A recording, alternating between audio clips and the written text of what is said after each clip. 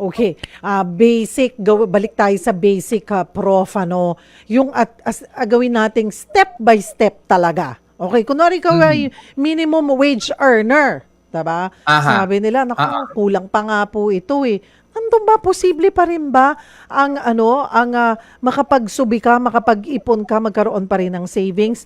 Paano ba, may formula ba yan? Kunwari, Yes, oo. ito ang amount ng sinisweldo mo, less ganitong percentage, bayad mo sa sarili mo, bayad mo sa utang, panggastos, ganito. Paano ba?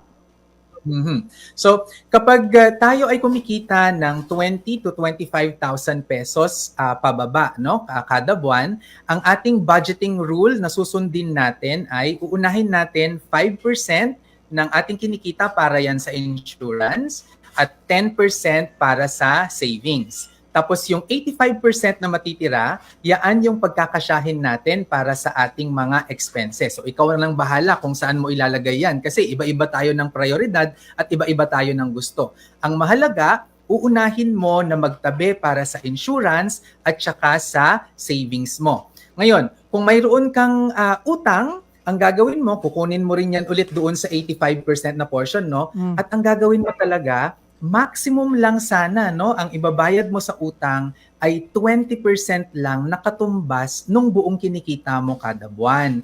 Kasi ang hirap naman, 'di ba? Meron ka ng insurance, may savings, may utang. Magkano na lang yung matitira para sa pang-araw-araw na pangangailangan? Kaya napakahalaga talaga na iiwas tayo sa utang kasi nako, asawa yan ng kahirapan sa totoo lang. Asawa ng kahirapan. Okay, para madaling i-compute, kapag palagay natin, although hindi po 10,000 ang minimum wage, pero yun yung Mm. madaling i-compute. Ilalagay ko po Oo. sa 10,000 ang kinikita. Ang sabi mo Mm. ay 5%, Prof, for the insurance. Insurance. Okay, Yes, oo. okay. So, mga 500 pesos yan sa 10,000 Okay, pesos. ayan, 5% yung insurance. Then 10% Yeah. savings. So pag sinabi mong Yeah. 10% of the 10,000, so that's Yeah. 1,000 1,000. pesos. Oo. So Oo. para magaan, ang gagawin mo, kinsenas katapusan naman dumadating yan, di ba? Oo. Ay hatiin mo, so 500, 500. Tapos para hindi mo siya iniisip every time na mag-iipon ba ako or hindi, ang gawin mo na lang ay pag pumasok yan sa payroll account mo, mag-set up ka na ng scheduled automatic transfer every kinsenas katapusan galing sa payroll account mo papunta sa emergency savings account. At madali na lang gawin yan ngayon dahil nako, online na tayo ngayon halos lahat, 'di ba? Lalo na sa Mm-mm. banking. Oo, oo, Mm. oo, oo. At it's safer pa, mga kapatid. Mas safe Mm. talaga. Okay, so ang natitira na lamang ay 8,500. Yes, So, oo. yung gastusin mo lahat kasama sa pagbabayad ng utang. Sabi mo, 20% mula dun sa 85% ang ipambabayad sa utang. Tama ba, Prof?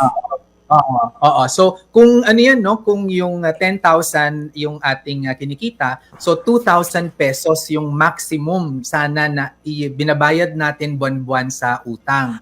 Kasi Ah, tignan mo naman, Cheryl, no, kung 10,000 yon minus 500 na sa insurance, minus 1,000 sa savings, tapos minus 2,000 sa utang, 3,500 na lang yun. So 6,500 na lang yung matitira para sa pang-araw-araw na pangangailangan. Mahirap pagkasyahin yun. oo, So kahit pa sabihin natin na 20,000, no? Kasi 20,000 doble lang ng 10,000 yan eh. So 20,000, so yung ating 6,500, 13,000 pesos lang yun kada mm-mm. buwan.